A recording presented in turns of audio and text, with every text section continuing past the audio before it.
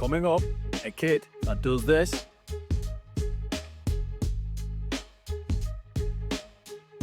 A kid that does this. And a guy that does this.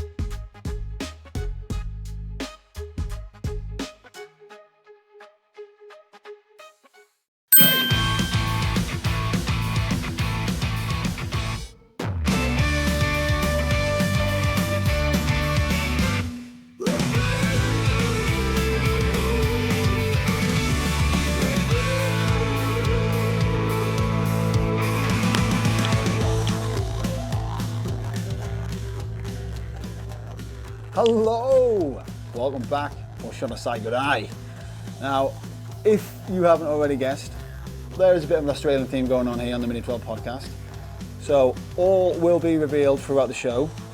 Bear with me. Should have gone for a side up. So, we're joined with Ken. This is Ken the Kangaroo. And we'll get onto him a bit later, won't we, Ken? You stay there and behave. So, before we move on, I just want to say a few thank yous to the continued support of our main sponsor, Camelback Removers. Nick and the guys, let me tell you, are the go-to people for anything that comes to removals. Big or small, island-wide, they will sort you out. So, big up Camelback Removers, and thank you for everything you've been doing for us throughout the podcast series. Next is going to be the 12-man member of, and a key family member of the 12th man, Pete Clark. The man is massive, if you haven't already known. He is an absolute hero.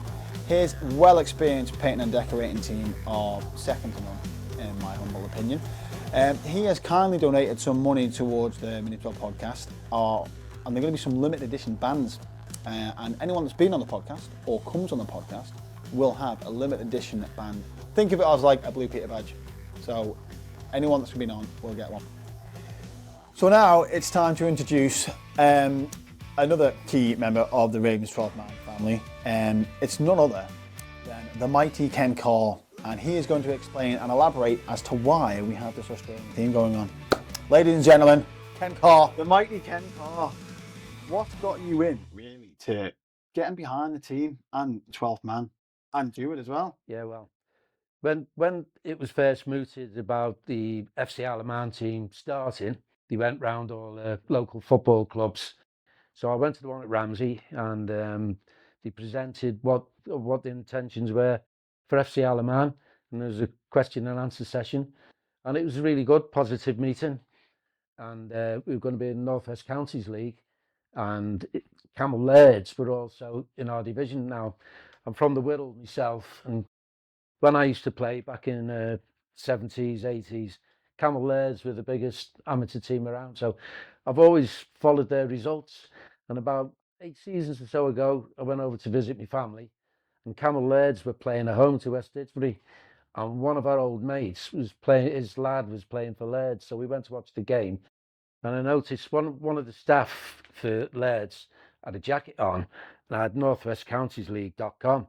So when I got home, I went on the website, and you can get a newsletter which gives you all the results. So I subscribed to that, and so I've been following Laird's results for about 4 years previous to the Alaman starting. So when Laird's were in the same division as us, I was really looking forward to it. And then when we had a glut of away games to start with, it was the 7th game into the season, was Camel Laird's away, so I've got to go to that. So I went there, we won 6-1, went with my brother, met a few mates, and that was the start of it.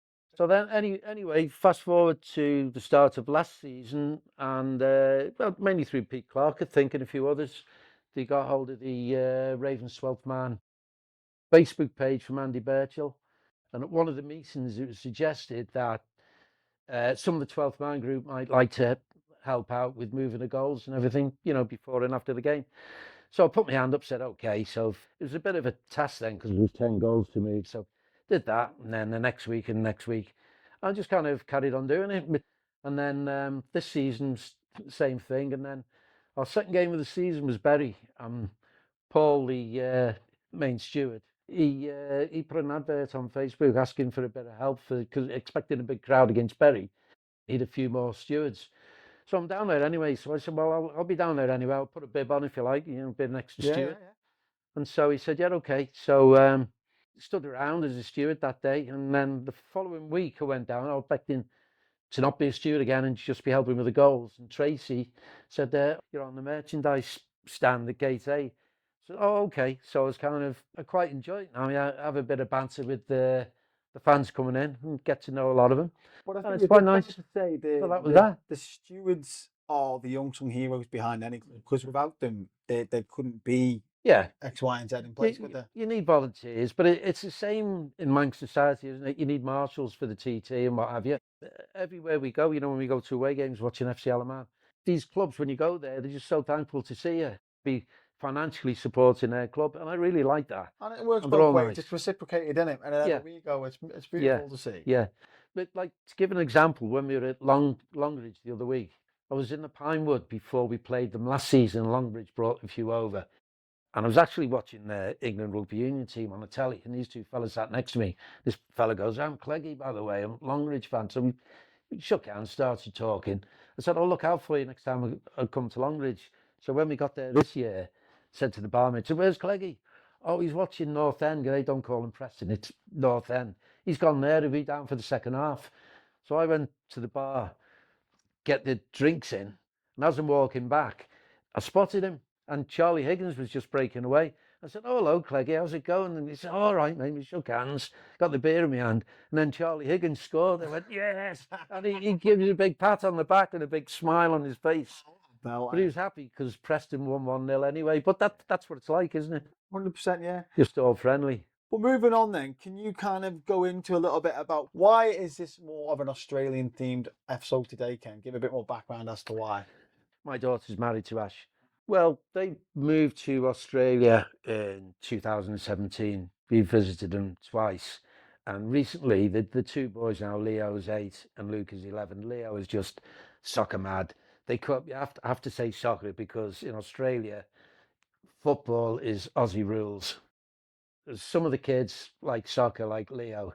Leo recently set up his own website, which amazed us, called himself Soccerboi, and he's connecting with other kids and sharing ideas and stuff. And because he's getting acclaim, Luke decided to set his up. If you haven't already subscribed to the Soccerboi YouTube channel, which will be on the details on the podcast, you will soon see how good for the young age Leo is doing the stuff he's doing. Some of the videos and the content and footage he's got is unbelievable. So really do give this guy a follow and subscribe because he'd truly appreciate it. And he's such a sweet kid, isn't he? Yeah, a bit shy there, yeah. He is playing for the same team as Ash did. Sunbury United, yeah. So that's got to be nice, that for Ash. Yeah. So. And do you reckon he's more than capable of following his dad's footsteps? I don't know. The big boots to fill, aren't they? Well, that leads us on to our questions, Ken, doesn't it, with the boys? And we're hopefully, with the powers of modern technology, going to go through to Australia. Right, lads, here we go. Can you just try and explain to us what it's like supporting and following the FC Isle of Man in Australia? Do you want me to take it? Yeah. Well, the FC Isle of Man Facebook page is brilliant for it. We pretty much like we're there, so you get up-to-date live updates. It's brilliant. Woke up this morning, 2-0 down at half time, and then I saw they turned it around. It's unreal. So yeah, my Sunday morning routine is check the Premier League results. Next thing is go on to Facebook and check the Isle of Man results. So yeah, really good. Easy to follow, easier than you'd think. I know my son, Toby, really loves watching your soccer YouTube channel, Leo. So can you just let us know, in your own time and own words, how that came about and, what made you come up with that idea? Don't really know. You just like watching YouTube videos, don't you? You watching other kids doing soccer videos, yeah? Inspired you a bit? Yeah. See, some of the stuff I've seen you do is unreal for your age, mate. You've got some strike on you. Do you reckon you're going to be as good as your dad one day? Yeah. But what similarities is that to your way of kicking, Luke? Is it different? Yeah. Yeah. We don't kick it on the ground. We actually pick it up and kick it. Because your granddad, the mighty Ken here, he's been showing me some of your stats, and you're doing really well, mate. You should be proud of that. Thanks. And Leo, am I right in thinking you're playing for the same team your dad did? Yeah. That's insane, that. So do you reckon you'll get as many goals as he did? Because word on the street, I've done some research here. Ashley Webster in 3 seasons, scored 104 goals. You could top that, I reckon. I'm Yeah. sure you'll get them top bins, Leo. You'll get those top bins in. Right, moving on to everyone now, okay? What do you reckon your top 3 Ravens players would be? I know who mine is. I can't believe he's still playing. Jack McVeigh. Hero. That man is so composed on the ball. I know. He always was. So we've got Jack, Jack would be in there. Sean Doyle, obviously, for me, scoring all the goals. man on fire. And Steve Whitley, probably, for me. Man of the match performance tonight. What do you get? Yeah. Unbelievable goal strike from outside the area. Then we were 2-0 down, top corner. Buried it. I was shouting, he was running through, he's being crowded out by defenders. And I was shouting, dive, get a free kick. Next thing, he just belted it and he flew in the net. I'll look forward to Raymondo's video of that. Yeah, match of the thing. Yeah. Match of the Ray, we know. Okay, now, Leo, I think we might need your help with this one. Let's see if we can get the greatest of all time five-a-side. We're going to have 1 goalkeeper, 1 defender, 2 midfielders, and 1 striker. And you can't have your dad. Goalkeeper. Allison. Okay, Alison Becker, okay. And then defender Van Dijk. Very Liverpool orientated, we'll allow it. And one of my midfielders, Zidane. Zidane, shout, I like that.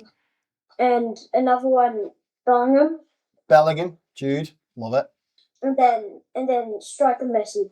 Messi, okay, I like that. You're getting in behind, I like that. Wicked, sweet. Is there anything you would change on that team, Luke? No, not really. It's probably mine as well. You'd probably pick Aussie rules players to play for him, wouldn't you, Luke? What about you, Ash? Would you make any amendments to that team? I think it's pretty solid. Yeah. Especially with the Liverpool goalkeeper and defender. He's not quite Peter Cech, though, is he? Peter Cech is the GOAT. Oh, yeah, he was pretty good back in the day, wasn't he? Did you see Leo's latest podcast about the Ronaldo and the GOAT? And you actually had an actual GOAT in it in the podcast. That's What Ronaldo was saying, he was the GOAT, and the GOAT said, "No, I'm the GOAT," didn't he? Whose idea was that? Where do you get these ideas from, mate? They're class. That's a good one. Seriously, it's so good to see a young, passionate kid like yourself coming up with these ideas, getting new ideas out. And you know what? It's building little young kids like confidence. Can I ask you a question, Leo? You know when you did your videos of the goal scoring celebrations, and Luke was in goal. Did you tell Luke not to move? You know when you did your second lot and Sean Doyle, you did Sean Doyle's celebration, the FC Alaman player, and there was no goalkeeper then. So did Luke say, "I'm not going to go," or would he not cooperate? He didn't want to go goals. He doesn't like going to goals. Oh well. What about this one then? And we're going to ask everyone this question, and we're going to start with Ash.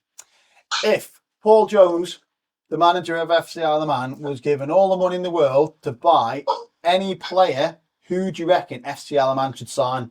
I think I'd go for Bellingham at the minute. Okay. He could do everything, can't he? What about you, Leo? Yeah. Mbappe. Yeah, he'd be a good signing for sure. What about you, Luke? I reckon I'd go Vinny or Rodri maybe. Rodri. Midfield. Well, that's pretty good because that kind of, leads me on to my next question. If you had to bench, sell, and loan between the following players of Bellingham, Rodri, and Vinny Jr., what would you do? Okay. So Bellingham loan, Loan Rodri Bellingham? sell, and Vinny bench.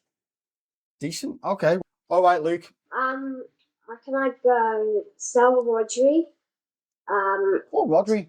Bench. Yeah, bench Bellingham and loan Vinny. Okay. Well, that's perfect. I like that. Well, then we'll start with you again, Luke. The inevitable question: Messi or Ronaldo, and why? Probably Messi because of his skills and his dribbling. He is class, And isn't he? just a good scorer. All right. What about you, Leo? Maybe just the same. Do you think is Messi the ultimate GOAT in your opinion? Yeah. What about you, Ash? I'd have to say Messi as well, I think. Yeah.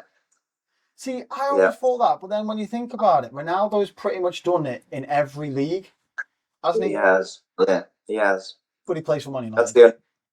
he did, yeah. That taints his record a bit, doesn't it, that he's a United striker? But I don't know. I just reckon Messi's naturally just on a different level to everybody. So Okay, this is a good one.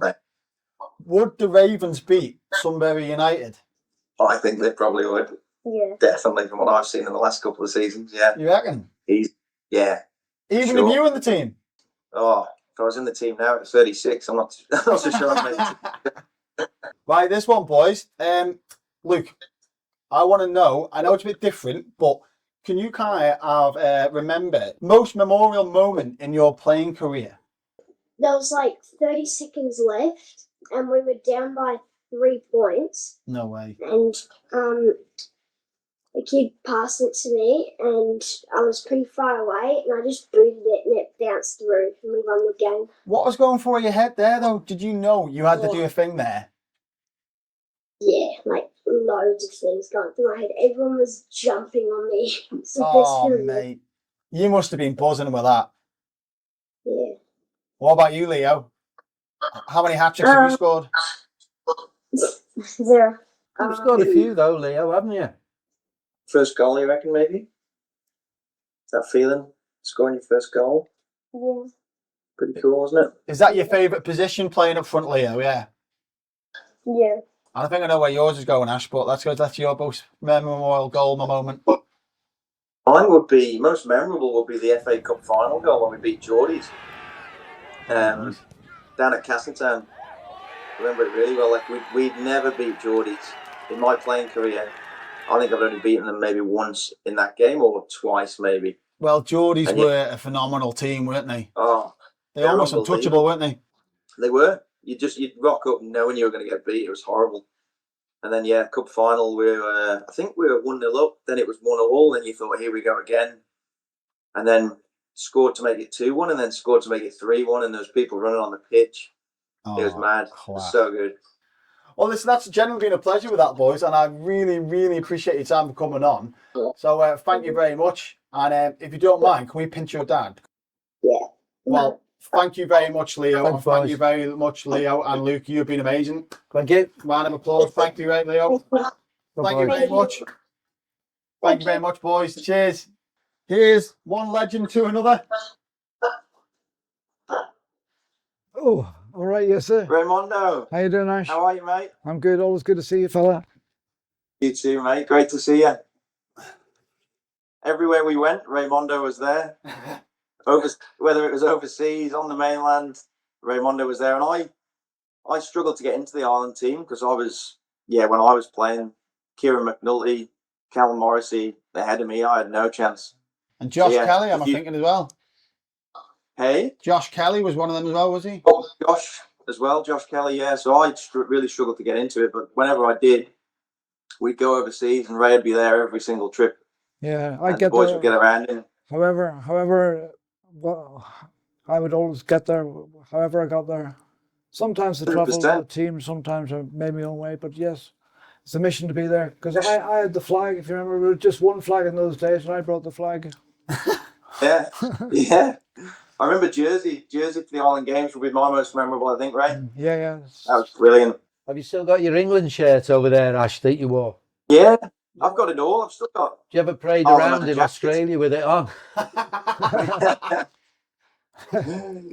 No, I've still got it all. I've got Isle of Man jackets. I've got jackets from the Ireland Games where we traded with other countries. Got when we played Everton under 21s. I've still got an Everton shirt from Mason Holgate played in that game for Everton under 21. Yeah, all the players gave us their shirts, and the Isle of Man players were all just queuing up for Mason Holgate to sign it. Didn't matter whose shirt it was; he was signing everybody's shirt. Oh, was he? Yeah, because we just knew he was class above everybody. You knew he was going places. I remember Frank Jones saying that he was trying to mark him, and it was very difficult. Best person. Yeah, he was everywhere, and he just a class above everybody. Like he seemed to have 30 seconds on the ball every time he got it, even if there was 6 players around him. You could just tell he was going places. And then I think 3 or 4 years later, he was playing in Everton's first team in the Premier League. So, Well, there you are. That's right. I think it's a testament that to our Isle of Man homegrown players. Frank only recently, going, and like Sean Quay, Chris Bass Jr., all these players that you played with through the years, still having Jack McVeigh in the team. It's a testament to the level of quality and fitness that we've got here. Yeah, it is. Really good players there. And the fact that you're actually holding your own in the league on the mainland is just, testament to how good the players actually are. But back in your day, though, Ash, what I admired about the Isle of Man players in the team, and one reason I made sure I was there, because I knew they deserved the support. I couldn't believe that I was the only one sometimes. You deserve a big following, and I'm glad the FC Isle of Man are getting that now. And it's a big family. They are. Great family now we have. But yeah, all the games for the Isle of Man national team representative side, I felt they were unmissable, and I wouldn't want to be anywhere else. And you guys deserved it. You played some great football. And you know what? We appreciate. How different is the game over there? When you were playing, Ash, is it a completely kind of different level of intensity and like skill level, or what's the main difference that you found from playing over here to in the Australian League? When I first joined, because I was obviously a striker in the Isle of Man, and playing for Peel, it was very much get the ball over the top, get onto it, and just chase it. Whereas I came here, and I was turning and running in behind, and was getting a bollocking, and they're saying, no, come and get it to feet. They play very technical. It's not route one like it is in the Isle of Man in some teams. So I found that difficult to adjust. That you have to come into tight spaces and get to feet, not just turn and run down the channel. And so you had to adapt your games, fair to say, quite a bit. Yeah, for sure, definitely. Well, FC Isle of Man are playing much more expensive, better football now. Yeah, under Paul Jones, I'd say. I've seen that. Definitely, they pass it around, don't they? It's not turn them around and clear it over the top. It's very passing oriented. The likes of Steve Whitley and Charlie Higgins, and the skills, Penny, the skill level's incredible. But you recognise good technical players. They are, yeah. You still bagged a lot of goals in your few seasons in Australia, though, didn't you? Yeah, I did really well once I got up and running. Yeah, and he definitely tried to play the game the correct way, not just like pub leagues, kick and rush. Yeah, good players, some good players there. The whole game was probably turning at that point. That would have been 7 years ago. I think everyone was trying to emulate what Man City are doing or what Barcelona is doing. So it's probably not just Australia, it's probably all around the world that was happening. Yeah, it's only a matter of time before everyone's trying to emulate FC Isle of Man. I suppose it is different for you, Ash, because you know what the Isle of Man weather's like, dare I say, in comparison to the Aussie weather. So that's another big adaptation for you. Probably very hot, to say the least, is it? Yeah, pre-season was horrendous. Because your pre-season is the end of summer. So over Christmas and January, and it's like, high 20s, 30 degrees. Oh. Hard work. Can I put you on the spot, Ash? Yeah. Who's your favourite co-striker up front in the Isle of Man when you're playing for Peel and the Isle of Man? It would be... I reckon I had the best connection with Josh Kelly at Peel. I thought you and Josh were amazing. Yeah. You knew the answer to that. No, it was Josh. Like Laxey, Wolfie, played with Wolfie at Laxey, had a really good... Wolfie's a goal machine, mate. Guess what? Wolfie was playing for St Mary's today. He's still going, isn't he? I can't believe that. I went down to see before the big match, I went down to see Mary's play against Corinthians. Simmer come on for one thing, but Wolfie played a part. He's still got some great touches. Yeah, he's technically a good player. I used to do all his running and he would just score the goals. You got more than your fair share of goals though, Ash. So that was Peel. No, it would be Josh, I think. And who else? Lee Gale played up front with Lee Gale a bit at Peel. Speaking of Gale tonight, I saw him at the end of the game. Gale is class. Yeah. Dad, you had a little story you wanted to tell. Dad took me on for a few beers with my kids, don't judge me, around Peel. And we went to the Whitey at Peel. The Whitey, didn't we, Dad? Yeah, there's 3 legendary musicians, Joe Creakle, Gary Smith and Chris Honor. 3 brilliant musicians just playing acoustic, and it was an early start, so that's why we could have Toby and Poppy there. Anyway, having this chap come over and was speaking to us, telling me how much he used to love me. Well, when he said when I was playing for Peel, always looked out for you, Ray, come along to quite a lot of the Peel games.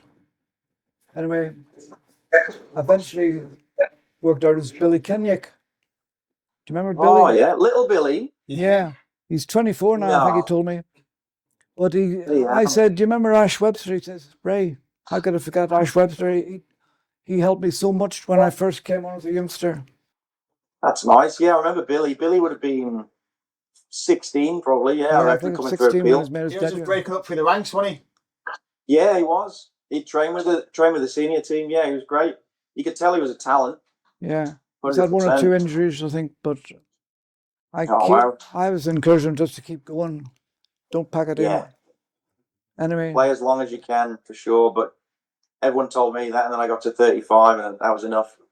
The body said no. So See, Johnny oh, Myers. that's nice. Johnny Myers is still player manager for Geordies.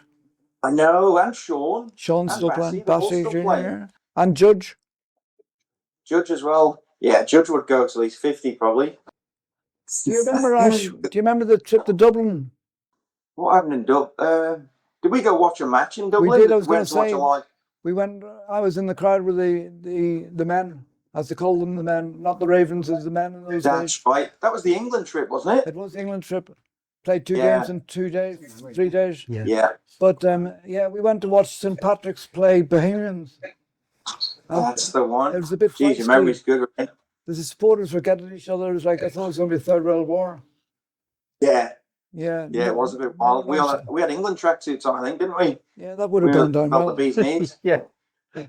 I remember at that match at Home Farm, the first match, I had my Alaman flag, and the guy said, "Can you take that down? Because we promoted this as England against the Republic of Ireland."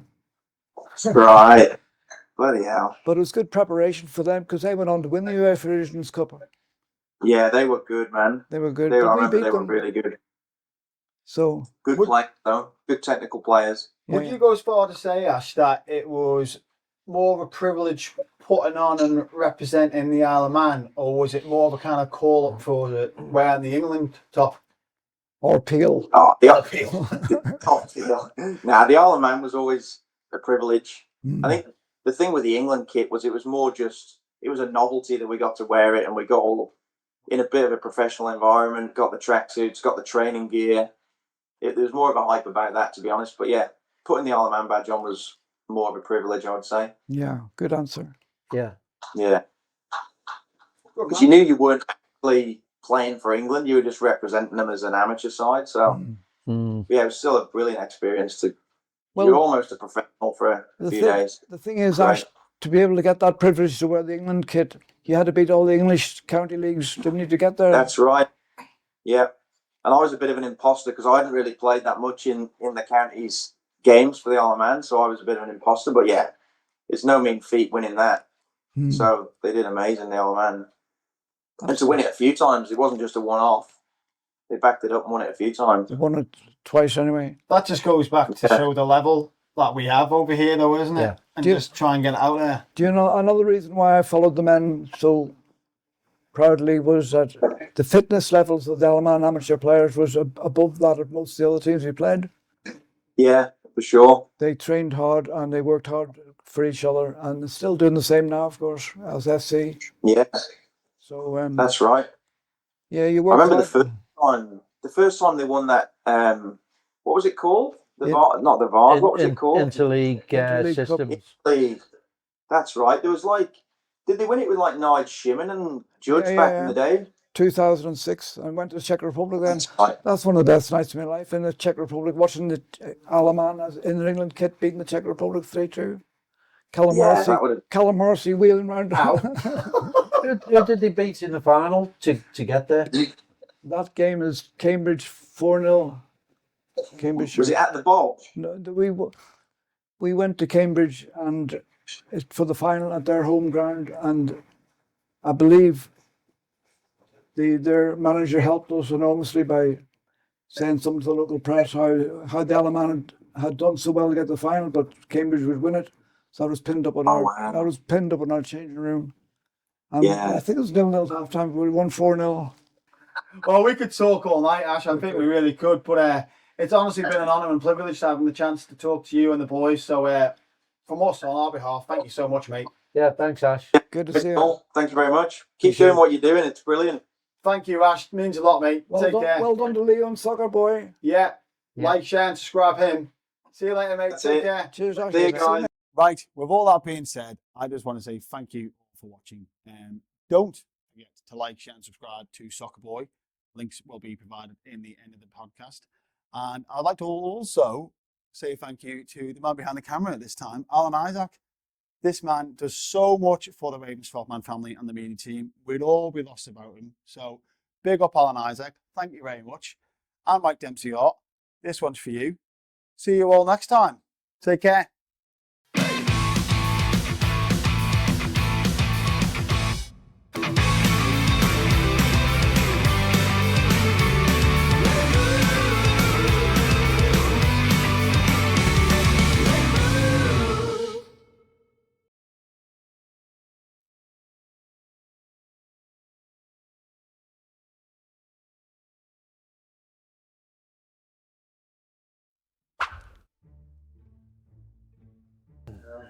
One day. Oh, we done a thing. Ready?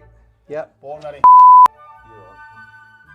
Right, the mighty sorry. The mighty Ken Carr. It was England trip. Played 2 games in 2 days, 3 days. Yeah. But yeah, we went to watch St. Patrick's play Bohemians. And it was a bit feisty. The supporters were getting each other. What do you think, boys? Do you think your dad should play again? Bring back the mighty Ash, the goal machine. What about me? If I came over there, do you think I'd get a game for Sunbury? Don't laugh. No comment. No comment. And now we are going to look into doing something I forgot about. So I am so sorry. As well. No way, Ken, you're coming over here. Yeah. Behave.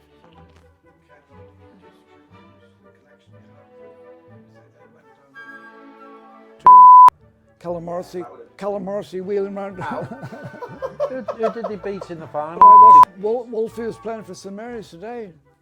He's still going. I went down to see the FC. I went down before the big match. I went down to see Mary's play against Corinthians.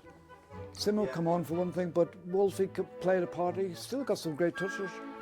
Yeah, he's technically a good player. I used to do all this running and he would just go score You got your When you say you're a brave man, the best night of his life, bearing the man, the man is married and he's had 2 sons, but the best night of his life, sorry, not the best. At the football. One of the best nights. Best night football. thank you. Can you edit that bit out? I know we might. Hang on, you'll have to cut this. We'll write some notes. This will be in the outtakes. No. Really good. Easy to follow. Easier than you think. No, that's mint. But in relation to our web stream from the Mighty Isle of Man,